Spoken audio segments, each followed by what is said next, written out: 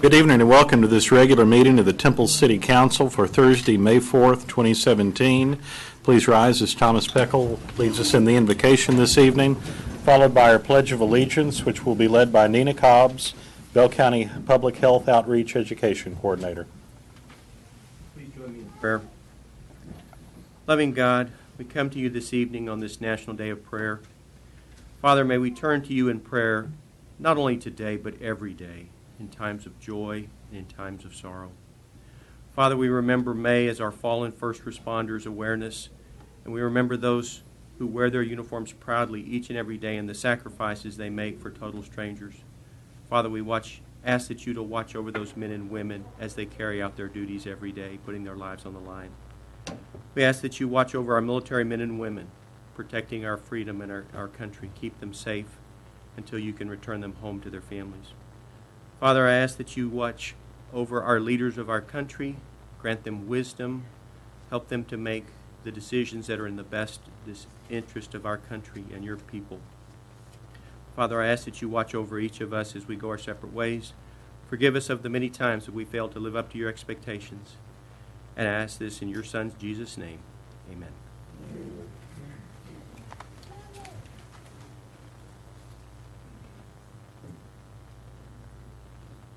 I'll start.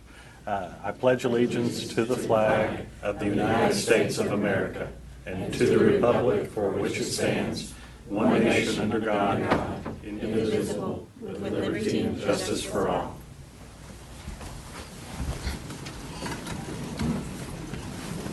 Now is the opportunity for public comments. Anyone wishing to speak on any matter may do so prior to this meeting. Public comments will be received at this time. Please limit comments to 3 minutes. No discussion or final action will be taken by the City of Temple. With Mr. Amos Martinez.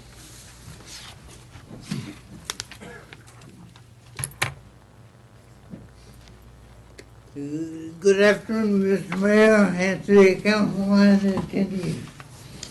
My name is Amos Martinez. I live here in Temple at J.I. Bruce Drive. Don't confuse J.I. Bruce with General Bruce. It is two different things. I want to talk about sidewalks. I recommend that the Planning Commission reject future development plans unless they include sidewalks on at least one side of the street of each street. The City Council should reject planned development plans unless it includes a sidewalk, even if approved by the Planning Commission. I walk about a mile almost every day. I have to walk on the streets as there are no sidewalks.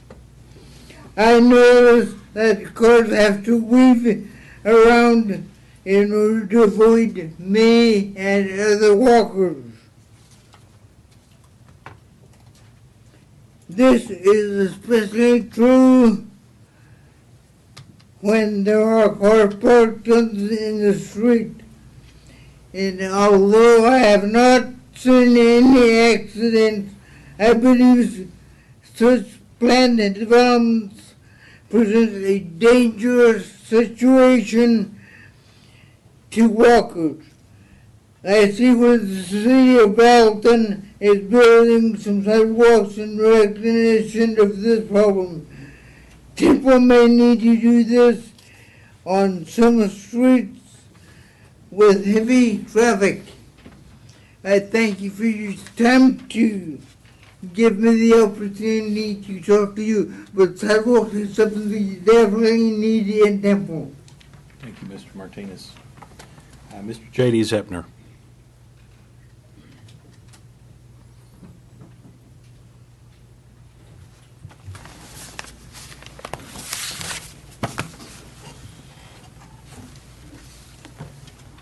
My name is J.D. Zepner. I reside at 402 South 26th Street here in Temple. Mr. Mayor, Council, City entities, citizens, residents, good evening. I'm here tonight to speak about last meeting. it was kind of encouraging to see how city council and the entities do their job for the citizens.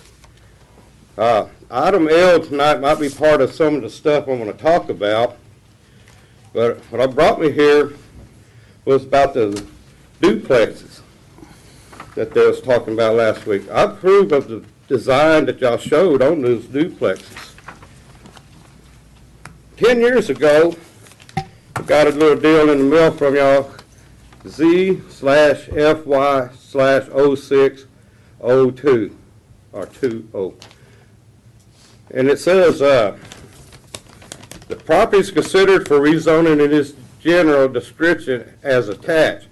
Boundary by the Union Pacific Railroad on the west side of Avenue A of the north, 24th Street on the east, and Avenue H and the railroad on the south. Lots fronting MLK on the west, Avenue H, and on North 3rd, North Union Pacific, and the Veterans Administration on the south. So some of the stuff y'all was talking about last, rezoning and stuff like that, mentioned 10 years ago that many lots in the area are too small to permit this typical type of home today, and property remains vacant and overgrown in weeds. This change will reduce the requirements, setbacks, and encourage redevelopment. Well, that was 10 years ago, and I'm glad to see that we finally might get a little bit of progress going on these duplexes. The problem with the duplexes in our side of town, I don't mind them because people got to have this place to stay, is that it disrupts the neighborhood. You have a single house family, a homeowner, or it be rented. It doesn't matter.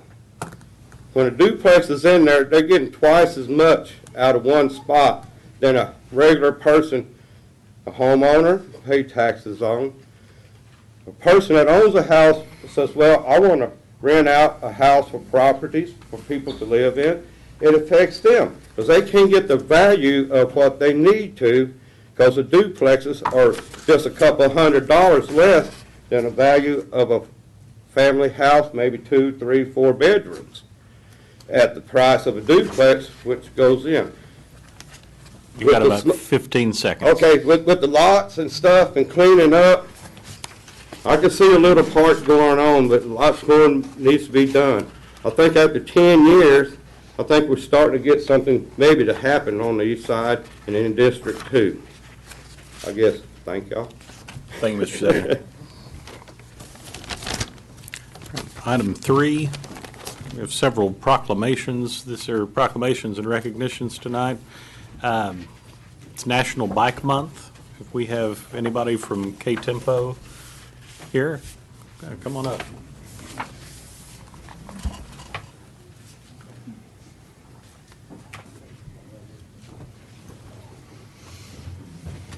Proclamation to you. Whereas the League of American Bicyclists has declared the month of May 2017 as National Bike Month. Biking is a healthy, safe, and environmentally friendly form of transportation and an excellent form of recreation. Whereas bicycle commuting is an effective means to reduce air pollution, conserve energy, and promotes the livability of communities by reducing traffic noise and congestion. Whereas bicycle transportation is an integral part of the multimodal transportation system planned by federal, state, regional, and local transportation agencies. And whereas National Bike Month promotions such as Bike to School Day on May 10th, Bike to Work Week on May 15th through May 19th, and May 19th is Bike to Work Day, encouraging citizens to ride their bicycles, thereby reducing vehicular emissions in Central Texas.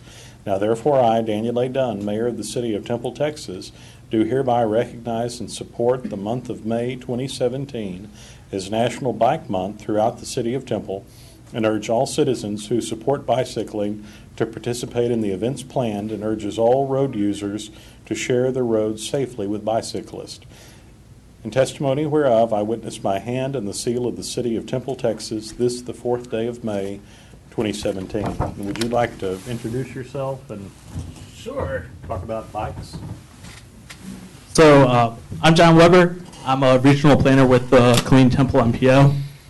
One of the things that I look over is our bicycle and pedestrian advisory committee. And pretty much what we did, we actually did this last year too, but was to do a proclamation. And the MPO did one. It was approved last month. And then we're just kind of encouraging our local cities to, promote bicycling for the month of May. That's pretty much it. No, we appreciate you being here. And Oh yeah, no, thanks to the city of Temple for doing this. Maybe just getting the word out when it gets bicycle use. Yeah, absolutely. Thank you. No, and I think it's important to note, especially after Mr. Martinez's comments a few minutes ago, that the city of Temple has spent a great deal of time and money to invest in a trails and sidewalks master plan that we have been implementing over the years. And when we have the opportunity, whether through city money or grant money, to put sidewalks in so that people who want to walk to work, who want to ride their bike to work, they're able to do so. And also even on some of our older streets, we've gone in and tried to put bike lanes in for folks who would like a different form of transportation. So appreciate you being here this evening. Item 4, National Infant Immunization Month. You don't mind sharing with Bike Month, do you? Is that all right? Okay. Both are very important. Everybody's getting healthy, honey. Hey, absolutely. How are you doing? Doing fine. How are you Good, today? good. May I read this proclamation to you? Please, please. All right. Whereas National Infant Immunization Week is an annual observance to highlight the importance of protecting infants from vaccine-preventable diseases and celebrate the achievements of immunization programs and their partners in promoting healthy communities. Whereas this year, National Infant Immunization Week will be celebrated as part of World Immunization Week, an initiative of the World Health Organization, where all WHO regions, including more than 180 member state territories and areas, will simultaneously promote immunization, advance equity in the use of vaccines and universal access to vaccination services, and enable cooperation on cross-border immunization activities in April 2017. Whereas the week of April 22nd through 29th has been declared National Infant Immunization Week to help ensure that children should be protected against 14 vaccine-preventable diseases by the age of 2. And whereas immunization is one of the most important things a parent can do to protect their children's health. Now, therefore, I, Daniel A. Dunn, Mayor of the City of Temple, Texas, do hereby proclaim the week of April 22nd through 29th, 2017, as National Infant Immunization Week in the City of Temple, Texas. And I encourage all citizens to focus your attention on the importance of proper immunization of infants and toddlers. In testimony whereof, I witness my hand and the seal of the City of Temple, Texas, this the 4th day of May, 2017. Would you like to say a few things? Sure. Thank you. Yes, ma'am. Thank you. National Infant Immunization Week was observed on last week through many communities. Now, through many of our different sections of our communities throughout Bell County. We thank you for your support. We have to remember that our public commitment to our communities to protect our infants, our children, our parents, and our grandparents against childhood diseases.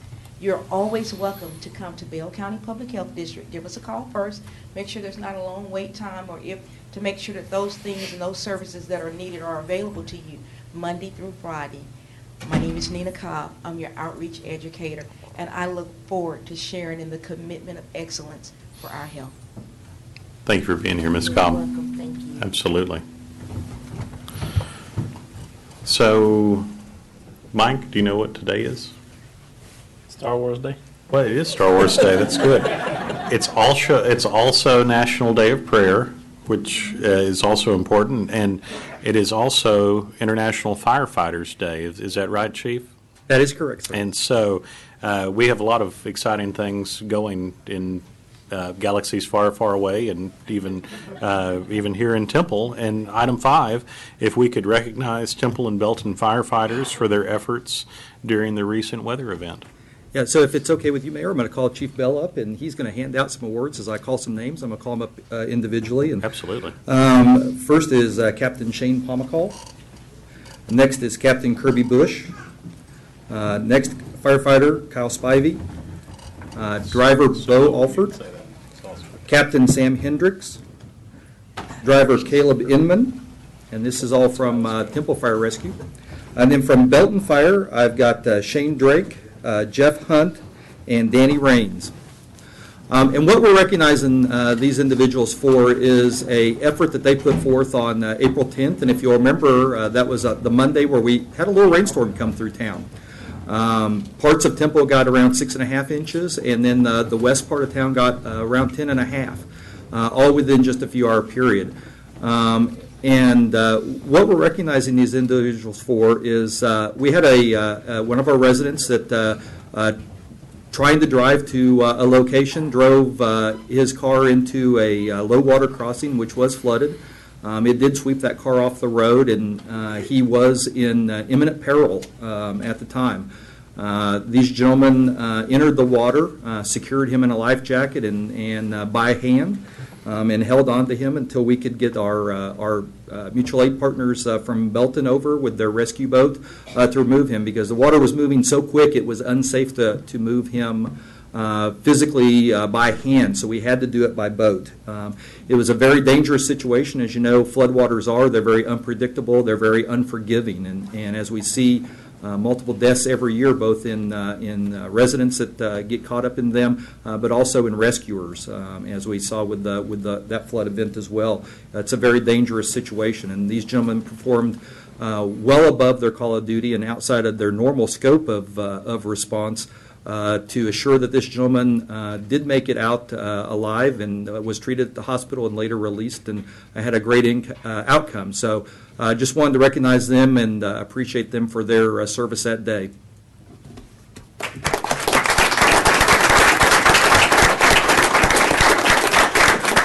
And then before they go anywhere, there's one other person I wanted to recognize. I didn't call up. He was out there and in command, but I want to recognize him as well, and that's Chief Mata, if you could come up. So the reason why I wanted to recognize Chief Mata and do this a little separate is their efforts were made, I believe, specifically made possible through Chief Mata in the last couple of years. One of the things that we've been trying to do is put together a specialized rescue team to take care of incidents that we don't normally see in the scope of our firefighting business. And these are several different specialties, which Swiftwater is one of them. Chief Mata took that on. He's very passionate about the special operations side of the department and about our training program. And I honestly believe that without him, we wouldn't have had the training and the people in place to effect this rescue. So, again, I wanted to recognize Chief Mata for that effort as well. So thank you very much.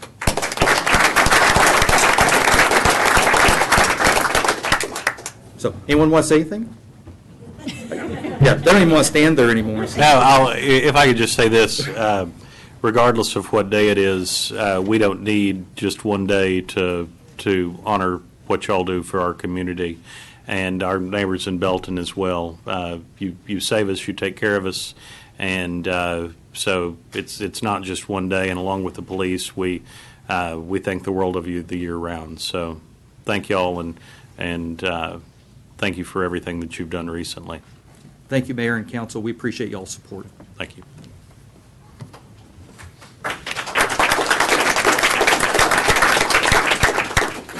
Item 4 is the consent agenda. All items listed under this section are considered to be routine by the City Council and may be enacted by one motion. If discussion is desired by the council, any item may be removed from the consent agenda at the request of any council member and will be considered separately. Council, this is items 6A through 6N. Is there anything that needs to be pulled for consideration or voting? If not, I will entertain a motion for 6A through 6N. Make a motion for approval. Second.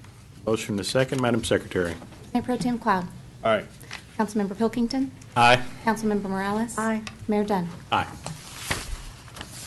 Item 7, first reading and a public hearing. Consider adopting an ordinance authorizing a rezoning from the general retail zoning district to the multifamily 2 zoning district on a 12.33 acre situated in the CS Master Survey Abstract 550, Bell County, Texas, which is part of a 49.13 acre tract located at 3000 West Adams Avenue, Temple, Texas. Ms. Redmond. Thank you, Mayor, council members. This was heard at the Planning and Zoning Commission April 3rd meeting, and we are here tonight for a first reading on May 4th, and it is scheduled for a second reading on May 18th. So to orient you to the site, this is Airport Road that runs to the north of the subject property, which is highlighted in blue. West Adams is to the south, and Apache Drive is to the west here. So the applicants are Connor O'Leary and David O'Leary, who are represented here tonight. The subject property is approximately 12 acres, but it is just a portion of an overall property that is approximately 49 acres. The site was originally developed in the 70s with 16 two-story apartment buildings, so there's about 128 units on the subject property. Currently, the existing zoning is the general retail zoning, which is non-conforming because apartments are not permitted by right in the general retail zoning district. So this request will actually bring the subject property into compliance with our zoning ordinance. Here's a few site photos. You can see the existing apartments here, and then West Adams Avenue, which abuts the property to the south. So this is on West Adams looking north into the site. And then on the right is an interior site photo looking at existing apartment buildings kind of in the background here, and then there's some covered parking structures in the front. Some additional site photos of adjacent properties. To the north is vacant land, and this street that you can kind of see right here is Village Way, which butts the property to the east. And then to the south of the property, again, is West Adams, and on the other side of West Adams, further to the south, is the existing Regency Manor Health District and Rehab Center. Some additional photos looking south down Village Way and to the east of the subject property, which is also vacant, and then to the west of the property, also vacant land. So here is, so currently the property has never been platted. It's actually going through the platting process now. So there's an overall companion plat for the overall 49 acres, which has been actually reviewed by the Development Review Committee. Once the necessary revisions are submitted back to staff with the completed documents, the plat will move forward for P&Z approval. So staff believes the apartments were built around 1971. There's no building records showing the exact date, but there are permit records that do date back to 1984 that show renovations to the property. And currently, you may be familiar, they're actually going through another set of renovations right now. So to the right here is the companion plat that was submitted to staff, and in the red you can see the delineation of the 12 acres that we're currently speaking to for the rezoning tonight. And just a little more background. So as the site photos pointed out, to the west, north, and east, which is again that overall 49 acres, that land is all vacant around the subject property. Regency Manor is to the south, and there are also some existing utility easements. There's one along the south here that runs along West Adams, and there's actually two abutting utility easements that run along the east side of the subject property. One is 15 feet wide and one is 7 feet wide. Here's the existing zoning map. So currently you can see the subject property along with the surrounding subject property is zone GR. And the future land use map designates this property as auto urban multifamily character district, and that's intended to accommodate multifamily development. So therefore, the request is compliant with the future land use map. The thoroughfare and trails master plan. So the subject property is accessed off of West Adams Avenue and then off of Village Way.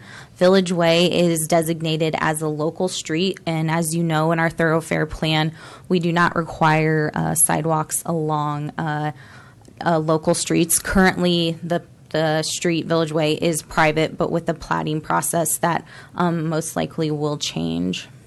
And then West Adams Avenue is a major arterial proposed with a proposed city-wide sidewalk. So there are sewer and water available to the subject property. So the request is compliant with that. And then just to touch again on the compliance summary table, the request is compliant with our future land use map, our thoroughfare plan, public service capabilities, and the Temple Trails master plan. So staff did send property owners notification within the 200-foot buffer.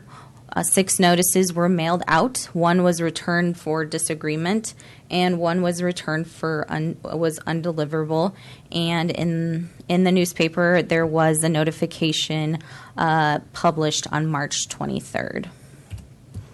So at their Planning and Zoning Commission meeting on April 3rd, as recommended by staff, they did recommend unanimous approval for the rezoning request. Now we can open the floor for any questions and discussion. Thank you. Council, any questions? There being no questions, I'll open the public hearing at this time. Anyone wishing to speak on this matter may do so. Please step to the podium and state your name and address for the record. There being no one wishing to speak, I'll declare the public hearing closed. Council, your pleasure on the first reading of item 7. Motion for approval, item 7 is read. Second. A motion to second, Madam Secretary. Mayor Pro Tem Cloud? Aye. Councilmember Pilkington? Aye. Councilmember Morales? Aye. Mayor Dunn? Aye. Item 8, a first reading and public hearing. Consider adopting an ordinance authorizing a number of economic development incentives for neighborhood revitalization in the East Temple area and repealing ordinance number 2015-4716. Ms. Myers. Thank you, Mayor and Council. The proposed ordinance that you will be considering tonight is an ordinance that would allow us to update our infill incentive program. We did brief you on this change at your last work session, and so we're bringing it forward for consideration for action tonight.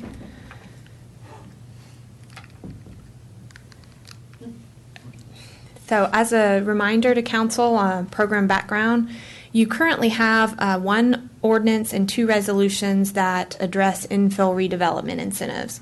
The ordinance was adopted in December 2015, and that established authority for the city to offer economic development incentives within an area established around the Jeff Hamilton Park area.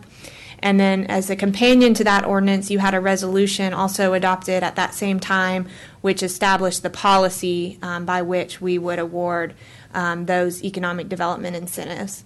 Also, back in 2001, you adopted a resolution that established a policy that allows us to forgive mowing and 50% of demolition liens on vacant lots in conjunction with certain redevelopment activities. So the purpose of this program, next slide please. My clicker is not going to work. The purpose of this update is to consolidate the various programs that we currently have under those different ordinances and resolutions.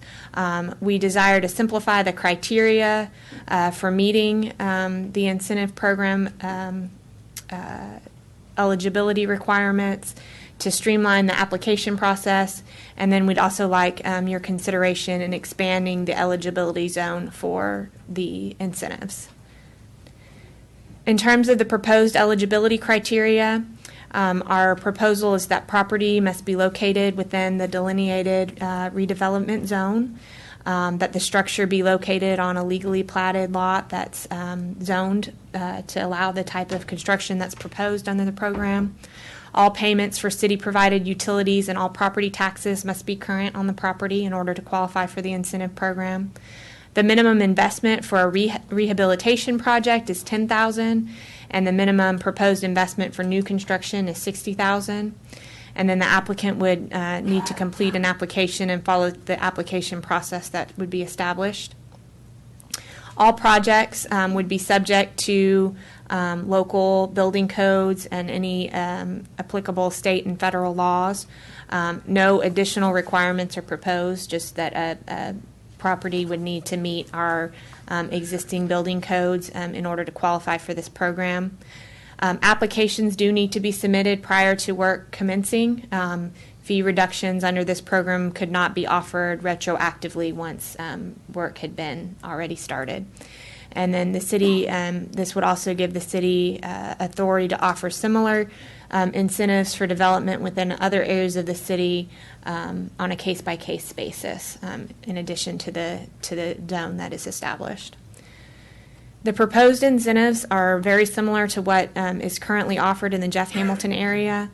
We propose to have waiver of fees, including building permit fees up to $2,000, water and wastewater tap fees, as well as fees associated with the rental and service of roll-off containers. We also propose to offer release of liens, mirroring your 2001 resolution, 100% of mowing liens, 50% of demolition liens.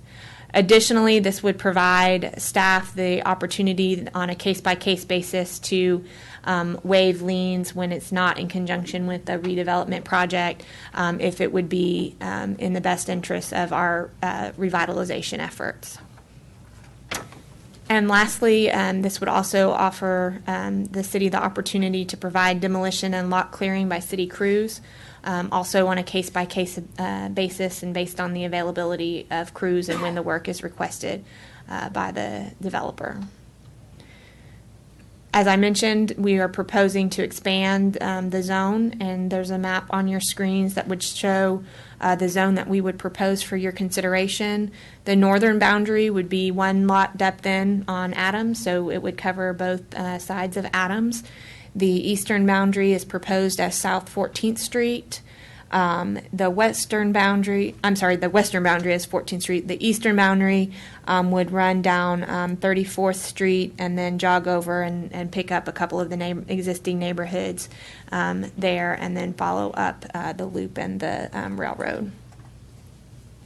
So on your agenda tonight, you have a public hearing and first reading to consider adopting the ordinance that would authorize these incentives and would also repeal the existing ordinance for Jeff Hamilton. And then on your May 18th agenda, you'll have the second reading for this ordinance and then an item to consider repealing the other two resolutions and consolidating all three of those programs into this one ordinance. I'd be happy to answer any questions. Council, any questions? This is, I mean, we're not taking anything away from the current Jeff Hamilton, and we're just adding, or making it, expanding it. That's correct. There is in the current Jeff Hamilton ordinance some authority to convey lots to developers. That's not in this current proposal. Staff is working on some options that would make that a possibility, so we'll bring that back as a separate item. But that is the only thing that is different between this ordinance and the Jeff Hamilton area in terms of the incentives. But it does change quite a bit of the eligibility requirements and really simplifies the criteria that a developer would have to follow. In the current ordinance or in the current resolution that establishes the policy, there's a long a list of requirements that a developer would have to meet in order to qualify for the incentives. And again, what we're proposing is that in this update is that basically they would need to follow the current building code that is in effect in the rest of the city. Does that answer your question? This time I'll open the public hearing. Anyone wishing to speak on this matter may do so. Please step to the podium and state your name and address for the record.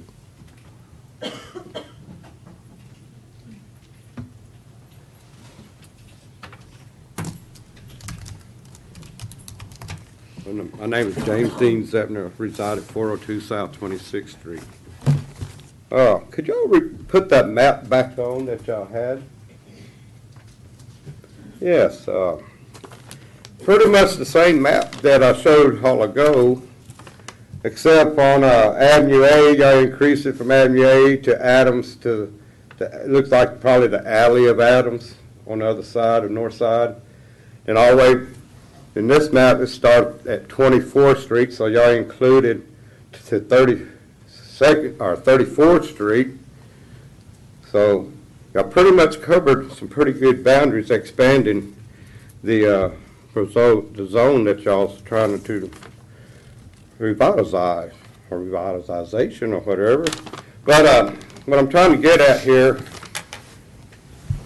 that I reside over there in that area, and I guess you could say from Avenue E to the railroad tracks to Adams to 34th Street used to be my old paper route. So I know this area pretty good. And I could probably just name you all the vacant lots and stuff like that off my head. You can pick a street. I pretty much know about it. I mean, don't do it tonight, but But what I was going to say on this, I think it's a great idea that y'all expanding the zone, because there's several lots that I have been checking on, checking the records at the county. There's a lot of vacant lots that seems to be lost in the records. What I'm saying about that is that when I try to pull some lots to see what the value is or who owns them or whatnot, then I realize that the people's names on the lots don't exist anymore. So I think it might be a good opportunity now, since y'all going to rezone this stuff, to start evaluating each and every lot that's possible for whatever redevelopment y'all have planned. Like I stated earlier in the 3-minute, some of these areas would be great if they were single houses developed in these areas where single houses are being built.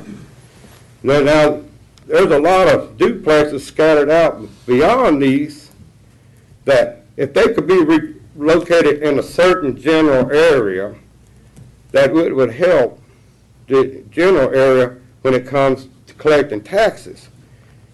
The reason I say that, because homeowners and renters, they pay a little bit of taxes more than the developers. I'm going to stop you real quick, Okay. just because we've got to stick to this particular subject. Are you, Well, do you like this idea? Or I do accept this idea, and I met him, the fellow here at the works before, and I think they're trying, Ms. Morales, I think they're trying to do a pretty good job. Mr. Patterson coming along with some decent drawn duplexes and stuff, like I said before.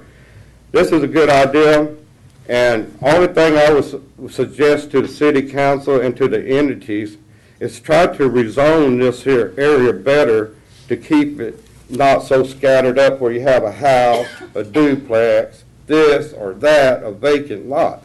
Because there are a lot of lots there, and you're a real estate man, you know that a lot of these lots can't be moved unless something bigger is approached. And one thing I had in mind, and I shouldn't say this, but I'm going to introduce, I think the city does pretty good trying to invest, but I think it's time for Bell County to reinvest in our area by some of the properties they own, like the MHMR. Yeah, okay. Okay. Do you have that's anything it. else on item 8? That's good enough. Okay. Is there anybody else wishing to speak? Thank you. You bet. Thank you, Mr. Stepner. All right, there being no one else wishing to speak, I'll declare the public hearing closed. Council, your pleasure on the first reading of item 8. I would like to make the motion to approve. Motion to second, Madam Secretary. Mayor Pro Tem Cloud? Aye. Councilmember Pilkington? Aye. Councilmember Morales? Aye. Mayor Dunn? Aye. And actually, I got ahead of myself there, but I did want to say, regardless of whether this is the end of the road or not for Councilmember Morales, everything that we just saw in item 8 would not have been possible without your tenacity and your ability to bring the East Temple community together. And I'll say nice things in a minute about you too, but I just wanted to say thank you for everything you've done, and certainly thank you to the staff that always let Judy in. And I appreciate the staff too. I think it's a good partnership, and I'm excited about it. I know the citizens in District 2 is very excited, so thank you. Item 9, consider adopting a resolution authorizing the following agreements with Strategic Government Resources Incorporated, Keller, for the following services. A, the search and recruitment of the city manager position in an amount not to exceed $27,000. B, a pre-hire team building and healthy governance workshop in an amount not to exceed $13,000, and a post-hire team follow-up workshop in an amount not to exceed $13,000. Ms. Myers. Thank you, Mayor and Council. So the proposed resolution that you'll consider tonight authorizes an agreement with Strategic Government Resources, which is a search firm that would be able to help you with the search and recruitment of your city manager position. The proposed project methodology for the search that SGR has submitted includes the items there on your screen. They will do an organizational inquiry and analysis. They will handle the advertising and recruiting for the position. They will conduct the initial screening and review process of all candidates. They will submit an evaluation of semifinalist candidates to you, an evaluation of finalist candidates, coordinate the interview process, and also coordinate the negotiation and hiring process. The proposed fee for the executive recruitment services for SGR is an amount not to exceed $27,000. Additionally, they have offered some other services that you may consider, that being 2 city council workshops and retreats. One of them is proposed as a pre-hire workshop, so that would focus on team building and governance process.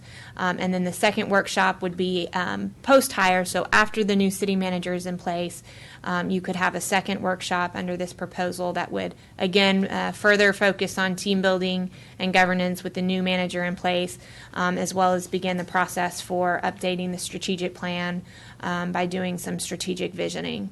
The estimated not to exceed amount per retreat is $13,000. Council may select one or all of these services, so there's a menu of options available to you tonight, and they're not dependent on each other. So in your motion, you can move to authorize the resolution for just the search, for the search and one of the workshops, or for the search and both of the workshops. And all of those are valid options that SGR is willing to work with us on. I'd be happy to answer any questions. I know we spoke earlier about this, but I would say that picking our next city manager is probably one of the single most important issues any of us will deal with while on the council. And while it might seem like a lot of money with the additional training, both before and after, I think it will help us in the long run by really showing us the direction that we need to lead the community and be helpful in the person that we're looking for. So thank you for all of your work on this. Anything else? All right. I will entertain a motion on item 9. I'd like to make a motion to approve item 9A, B, and C, to include the search and recruitment and the team building and healthy governance workshops. Second. We have a motion to second. Madam Secretary. Mayor Pro Tem Cloud. Aye. Councilmember Pilkington. Councilmember Morales. Aye. Mayor Dunn. Aye.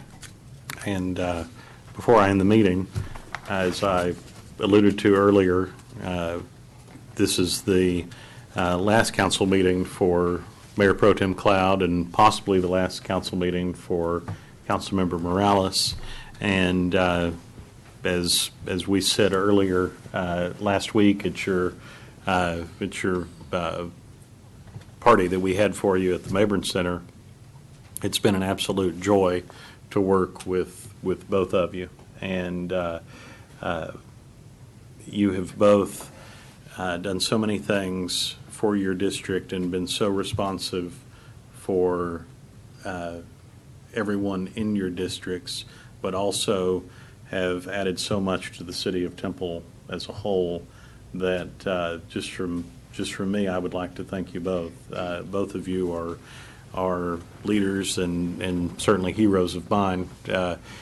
Perry, who I made the comment, is always deals in a quiet leadership where I occasionally have a problem with keeping my mouth shut when I should be listening. So I've learned a great deal. I've learned a great deal from you and think the world of you. And I think it's a testament to your time on the council that in the audience right now we have a former council member, Marty Janczak, who was your predecessor, and the soon-to-be council member Susan Long for District 3. And of course, Marty was a mentor of mine, and I know that he might have had something to do with talking you into running for this. And it's very nice, and your family, your wife Laura, and Thomas and his friend are here to support you as well. And in fact, we're all here to support you, and we're going to miss you. And as I said earlier, Tim was so shook up he couldn't even come to the meeting. So, and Judy, again, thank you for everything. Thank you for being a catalyst in East Temple and getting us moving finally in what I think is the right direction. And if I won't say happy trails, but I will say I'll say we'll see what happens, and certainly look forward to the possibility of working with you again. Thank you. It's really been my honor to serve the citizens of the city and of course District 2, and working with you guys, it's been really a joy.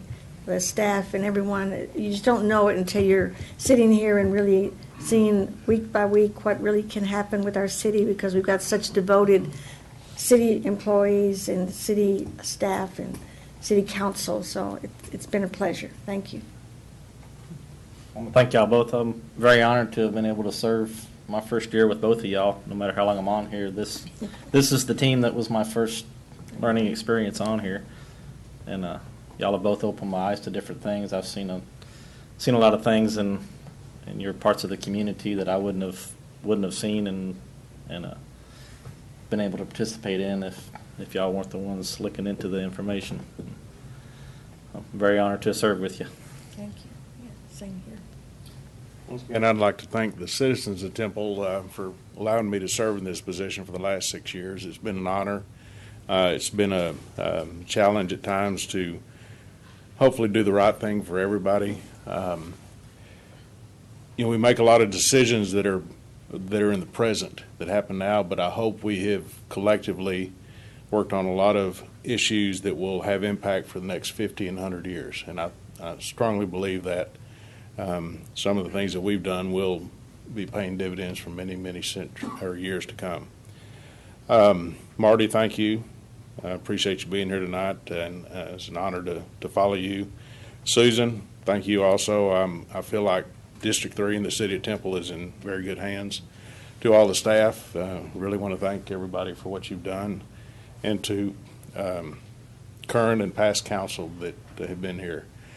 One of the things that sticks with me is that many times we will have a 3-2 vote or a 4-1 vote where we don't always vote alike, but we always walk out in the parking lot as friends with respect for each other. And I think as one person said one time, if everybody is thinking a lot, then somebody is not thinking. So I think it's good to have differing views, and thank you all for that.